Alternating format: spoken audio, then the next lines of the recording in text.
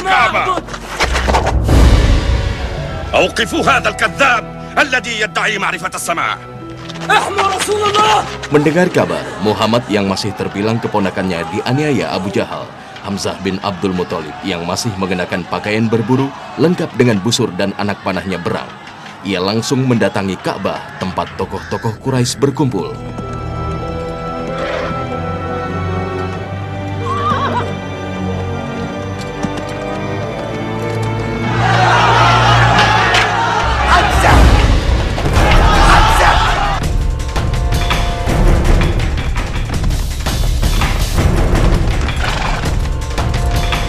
Abu Jahal, tokoh Quraisy yang paling getol menentang risalah Nabi, dipukul hingga jatuh terpelanting.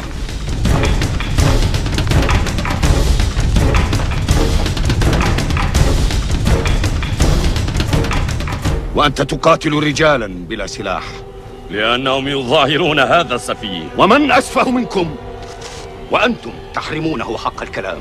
محمد مفتر وكذاب. ردها علي إن استطعت.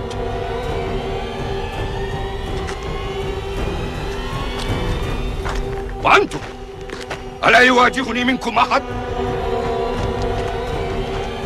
أنا على دين محمد أقول ما يقول فليرد علي ذلك من يستطيع. Tindakan berani inilah yang justru mengubah jalan hidup Hamzah. Hamzah, tokoh Quraisy dari Bani Hashim yang disegani ini tanpa ragu meninggalkan kepercayaan Quraisy dan langsung mengucapkan 2 kalimat syahadat di depan Rasulullah Sallallahu Alaihi Wasallam.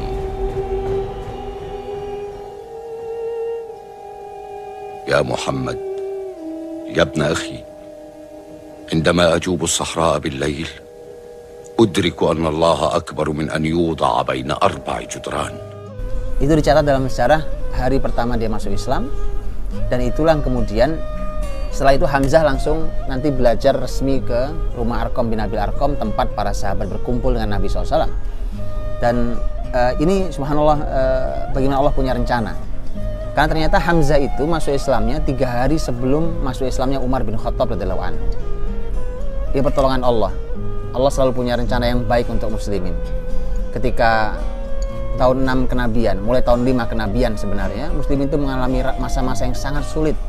Dicaci maki, dihina, diintimidasi, berbagai macam, bahkan ada yang disiksa, bahkan kemudian nanti ada yang meninggal karena mempertahankan agamanya. Saat itulah Allah menghadirkan orang penting yang membuat Islam menjadi kuat. Jadi seharusnya kita sebagai muslim tidak usah berkecil hati dengan Islam ini. Hamzah masuk Islam, 3 hari berikutnya Umar masuk Islam. Guncang. Ini 2 pemuda di zaman itu yang begitu dikenal dengan keberaniannya, kehebatannya, dan kepemimpinannya bahkan. Maka mereka guncang ketika itu Mekah. Kok bisa Hamzah masuk Islam, Umar 3 hari berikutnya masuk Islam? Tidak ada rencana. Dua-duanya masuk tidak dalam janjian. Dan lagi-lagi ada rencana Allah. Ketika Umar masuk Islam, kita tahu bahwa dalam sejarah Umar, begitu Umar datang ke Arqam bin Abil Arqam mencari Nabi dan ingin masuk Islam, seluruh sahabat yang ada di rumah Arqam bin Abil Arqam semuanya mojok ketakutan. Maka kemudian Hamzah yang berani, karena memang Hamzah yang bisa menandingi Umar. Hamzah mengatakan, ada apa dengan kalian? Mereka mengatakan, Umar datang di luar sana. Kata Hamzah, kenapa harus takut? Kita lihat Umar apa maunya. Kalau Umar maunya baik, kita akan sambut dengan baik. Tapi kalau dia berniat jahat, kita bunuh dia dengan pedang mereka, dengan pedang dia. Jadi artinya memang ini rencana Allah SWT. Sebelum hadirnya Umar yang menakutkan itu, Allah sudah hadirkan Hamzah yang siap untuk menyambut Umar bin Khattab. Sejak itu, Hamzah yang dijuluki singa padang pasir menjadi pendukung dan pembela Rasulullah. Islam pun semakin kuat dan tak lagi dipandang sebelah mata. Ya sahadat Makkah, la mafarra lakum. Az-zaman wal afat sawfa taqdi alaikum. Kaum Quraisy yang semula mencemooh muslimin karena sebagian besar pengikutnya orang-orang lemah, kini mulai waspada. Penyiksaan dan penganiayaan terhadap kaum muslimin yang lemah semakin kuat. Hamzah selalu hadir dan turut menguatkan tekad muslimin.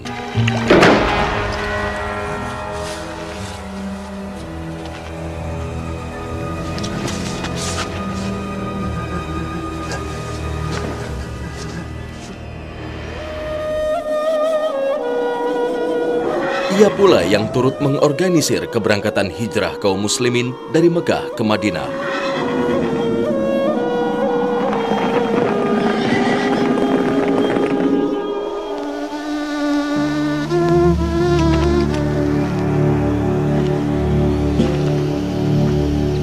هل من شيء؟ لا ليس بعد. قلبي عليه وعلى أبي بكر. ماذا صنع بهما هذا الخير؟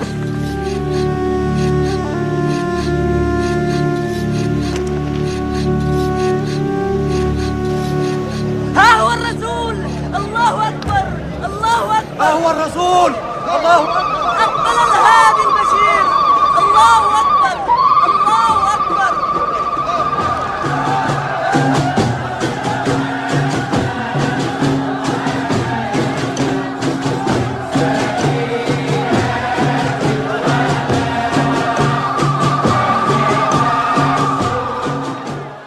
Hamzah itu mendapatkan kehormatan dengan nama itu, sehingga Nabi SAW nanti Nabi menyebut Hamzah dengan Asadullahi wa Asadu Rasulih, singanya Allah dan singanya Rasulnya.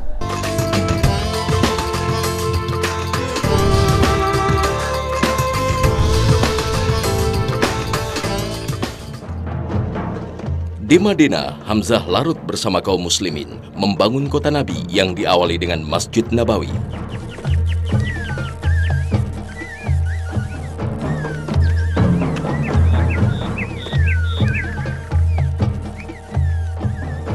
Sebagai seorang kesatria yang dijuluki kaumnya singa padang pasir, keinginan Hamzah untuk melawan Quraisy begitu besar.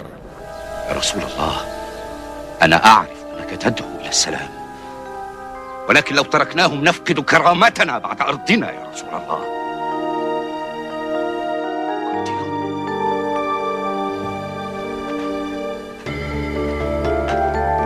إن كل ما نملكه تحمله قوافلهم، وقوافلهم في متناول أيدينا، فلنستردن ما سلب منا غدرا بالقوة.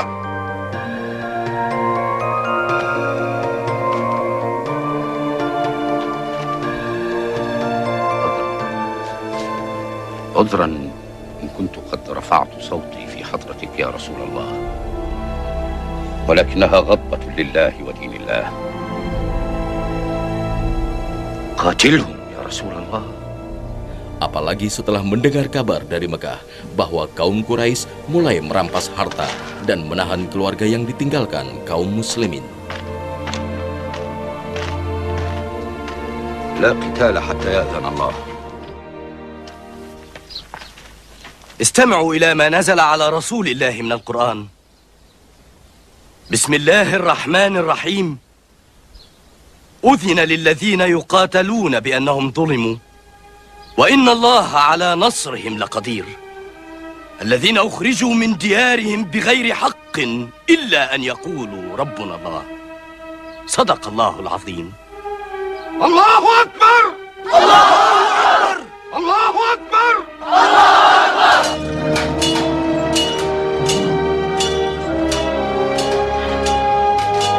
Pada tahun pertama hijrah, Allah menurunkan wahyu kepada Rasul-Nya yang mengizinkan kaum muslimin untuk melawan.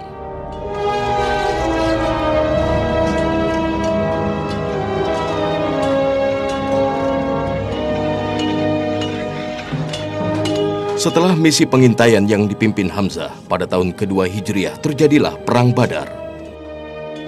سيف علي أول سيف في الإسلام.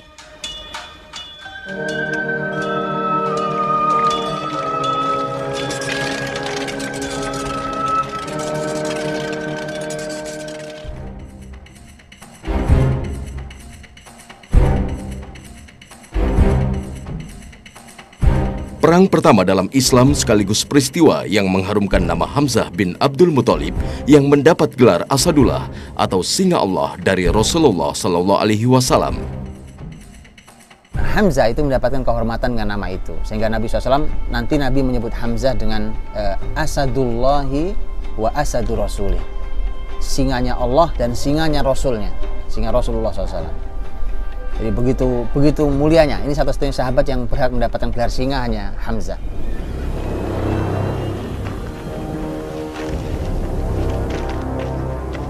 وأنا وعلي.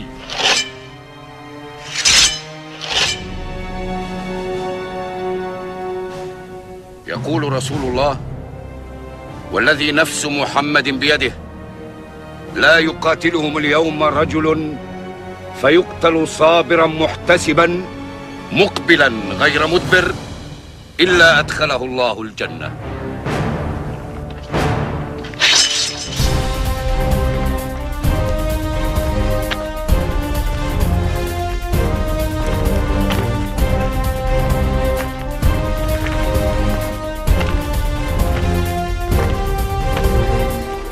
هل نحن نظراؤكم؟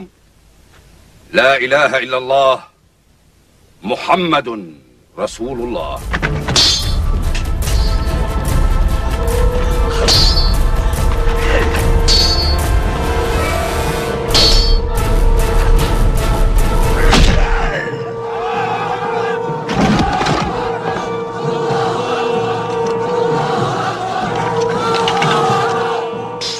Allah Subhanahu wa taala dalam surat Al-Anfal menyampaikan id antum bil udwatid dunya wa hum bil udwatil quswa warrakbu asfala minkum.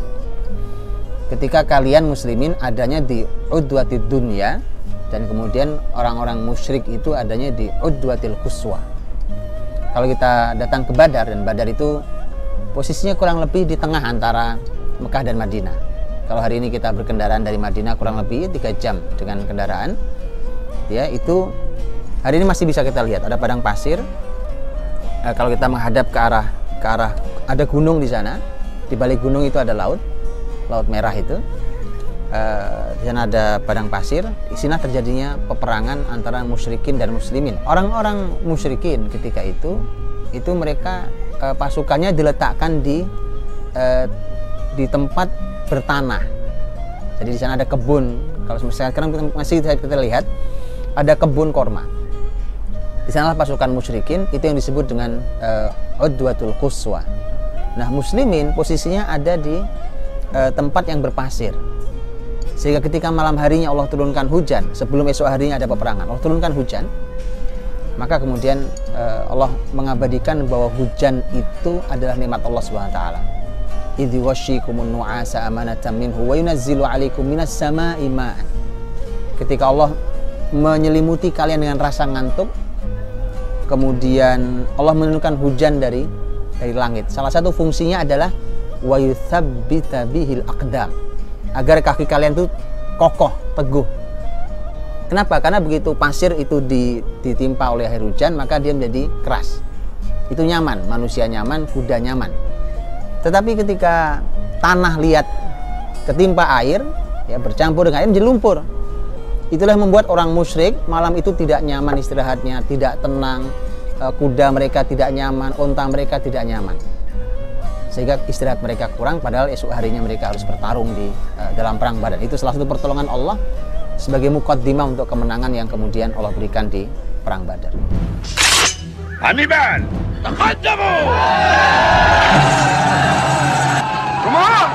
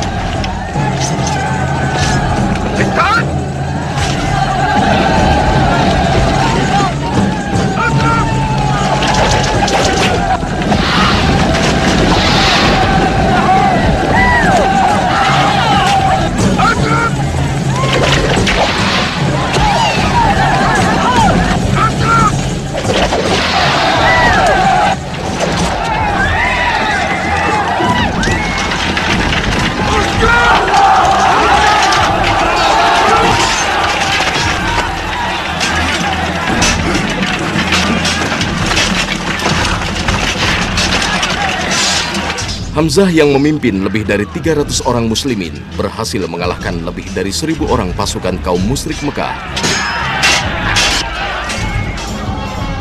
70 orang musyrik tewas dan 70 lainnya ditawan kaum muslimin.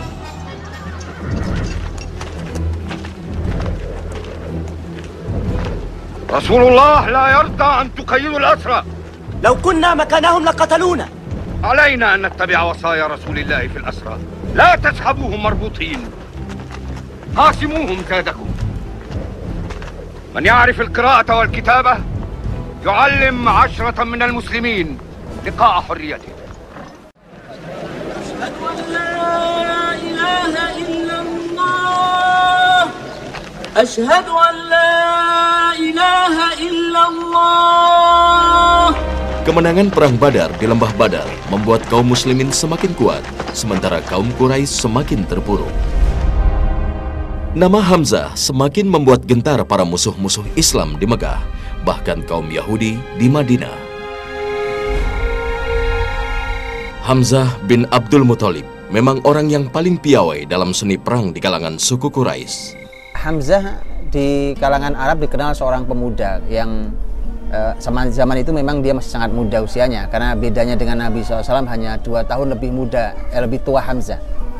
Jadi Hamzah itu 2 tahun lebih tua dari Rasulullah SAW, sehingga secara usia masih pemuda ketika itu. Dan Hamzah dikenal seorang pemuda yang cerdas, sangat pemberani, dan bahkan dia dikenal sebagai orang yang begitu berani sampai mendapatkan sebutan pemburu singa.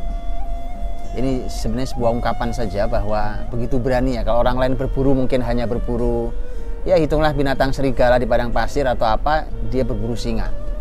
Dan itu disebut orang sangat pemberani. Anak muda yang kuat, yang cerdas dan pemberani. Dan memang Hamzah punya kebiasaan berburu. Senang sekali dia berburu. Sehingga dia khas dengan pakaiannya, pakaian berburunya. Kemudian dia senang sekali membawa busur panah. Busur panah ini selalu ada di tangan dia selain senjata yang lainnya. Pada zaman jahiliyah, ia menjadi tempat orang-orang Quraisy melatih diri, menempa keahlian perang. Lahir di Mekah, dibesarkan di klan Bani Hashim, keluarga besar Nabi Muhammad SAW. Hamzah bin Abdul Muthalib radhiyallahu anhu itu dari keluarga besar Rasulullah SAW sendiri, dari Quraisy, juga dari Bani Hashim, yaitu keluarga Nabi SAW, dan posisi beliau juga sebagai paman Nabi langsung. Makanya namanya Hamzah bin Abdul Muthalib. Dan kita tahu Abdul Muthalib adalah kakek Nabi SAW. Selain paman, Hamzah juga saudara sepupu Nabi SAW, saudara sesusu Nabi SAW. Saat Muhammad SAW yang notabene adalah keponakan Hamzah, ketika beliau mendapatkan tugas amanah kerasulan, maka Hamzah itu posisinya sebagai seorang paman yang melindungi keponakannya, persis kurang lebih seperti Abu Thalib. Cuma bedanya adalah Abu Thalib tidak beriman sampai meninggal dan Hamzah nanti beriman. Sama-sama paman Nabi SAW. Dan ini juga menjadi pelajaran sebenarnya buat kita. Kalau kita belajar sejarah Islam di Indonesia ini, seringkali kalau disebut siapa paman Nabi, jawabannya Abu Thalib. Kenapa tidak juga disebut siapa paman Nabi? Hamzah. Oh, Hamzah juga paman Nabi. Hamzah masuk Islam. Abu Thalib meninggal tidak dalam keadaan beriman, walaupun Abu Thalib benar punya jasa yang besar dalam Islam. Hamzah ketika Muhammad SAW diangkat jadi Rasul, Hamzah tidak memusuhi Nabi SAW. Dari keluarga Bani Hashim itu yang memusuhi Nabi hanya Abu Lahab. Yang lainnya semua mendukung Muhammad, entah beriman atau tidak beriman. Sehingga tidak ada dalam sejarah disebutkan bahwa Hamzah itu melakukan perlawanan, melakukan konspirasi, tidak ada. Yang ada justru membela, bahkan melindungi Muhammad sang keponakan dari berbagai macam gangguan, termasuk para tokoh Quraisy, termasuk Abu Jahal.